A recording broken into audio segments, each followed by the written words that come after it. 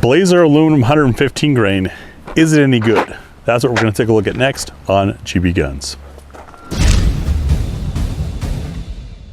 Not too long ago, I did an is it any good test of just grouping and chronographing of some budget ammunition that I had found, and you guys seem to like it. So I figured we'll continue this series. Let me know in the comments what ammunition you want to see done. Today, Blazer aluminum. Why? Well, it's cheap. It's finally starting to be available again. And I've noticed over the years, as we've used it in our What's for Dinner tests, we've had pretty good results.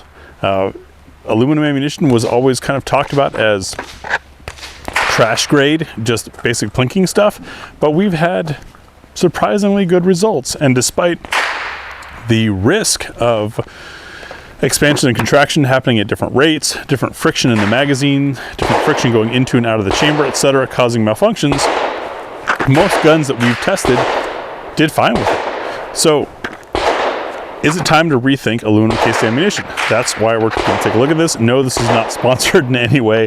This is the stuff that I buy for our What's for Dinner test. The way we're going to test this is I'm going to group and chronograph at 7 yards, 5 shots through a known good handgun. Today it'll be the Grand Power K100 again because it did so well last time. It's kind of becoming the norm. Why group? Well, so that my shots aren't just flying off into nothingness.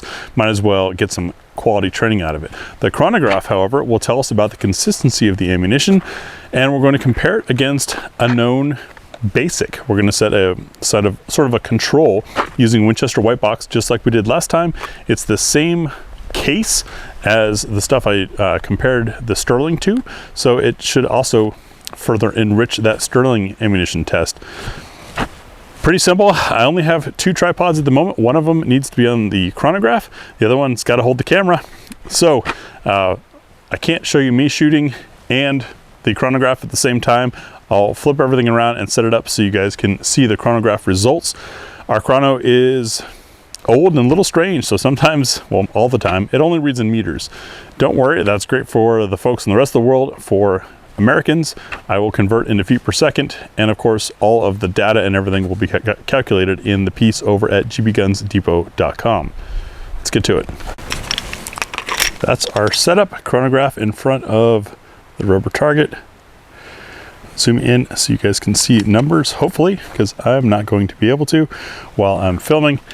5 rounds of Winchester white box as a control through the Grand Power K100. I'm using this pistol because it's one I have a lot of time with.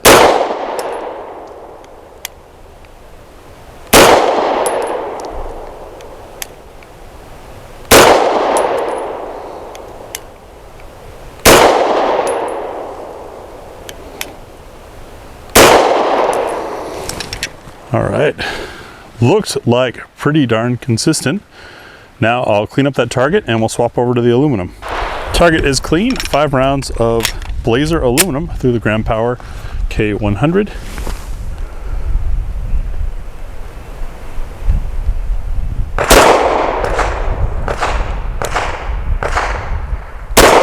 I can tell you it definitely feels softer. In fact, we had an ejection failure right there.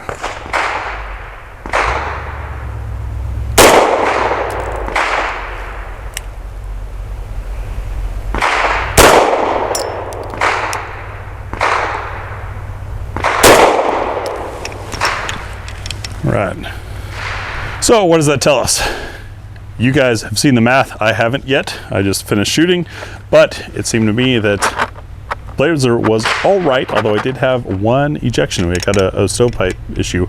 This is an old slide though on my Grand Power K100. Why did I use this pistol? You want to use something that well, is your carry gun or something that you're very familiar with. Keep in mind that this is longer than a 4-inch barrel, so our velocities were going to be a little bit higher than your standard compact, and certainly a lot higher than a micro compact you might run. I chose it because I know it, I can shoot it well, and that longer barrel allows for more complete combustion, so that gives us a more, I guess, kind of fair chance. This stuff's pretty soft shooting and very affordable. Based on, without having seen the numbers yet, I would just say from the way it shoots, great for high volume shooting, great for training. When you have less recoil, lower energy, which I believe this has, the gun's easier to control. Ugh, just got hit in the cheek with a piece of spall from the guy next door. That's why I have a beard, and also why I wear a hat and I'm pro. That's distracting. So, is it the best stuff out there? I don't think so.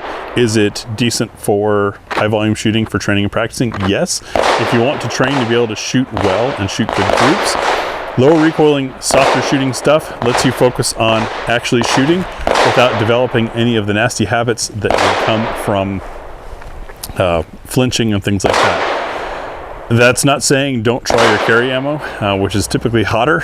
You do want to make sure you obviously make sure it runs through your gun and see how you group with it so you have a feeling for it. But I don't think Blazer aluminum is garbage grade anymore. Let me know what your experience has been with this stuff, and once again, I look forward to seeing which requests you have for common ammunition to see how it performs in a test like this. Do need to disclaim that the results you saw here were at this altitude with this gun and this lot number. Ammo changes, but hopefully this serves as a general guide to give you a feel for whether or not a type of ammunition is any good. Thanks for watching.